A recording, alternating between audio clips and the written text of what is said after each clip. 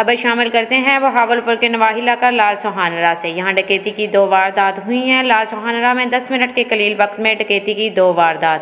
ताजर गैर महफूज। पुलिस चौकी लाल सोहानरा बजाय गश्त के होटलों तक महदूद। डाकुओं की फायरिंग से गली से गुजरता हुआ एक बच्चा जख्मी हो गया। इस हवाले से मजीद बता रहे हैं हमारे ब्यूरो चीफ मोहम्मद फरीक कंबो अपनी इस रिपोर्ट में।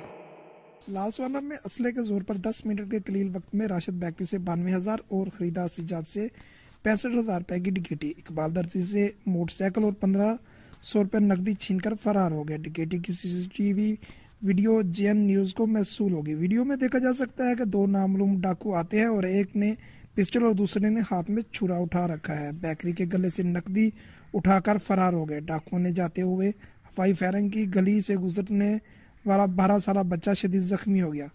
छीना गया मोटरसाइकिल नेशनल पार्क रोड पर छोड़कर फरार होने में कामयाब हो गए। अजब मंतक है कि पुलिस चौकी लाल सोहानरा बजाय गश्त करने के होटल तक महदूद होने की वजह से लाल सोहानरा के ताजर हजरात गैर महफूज हो चुके हैं। ताजरों ने एहतजाज करते हुए डीपीओ बहावलपुर से फौरी नोटिस लेने का मुतालबा किया है।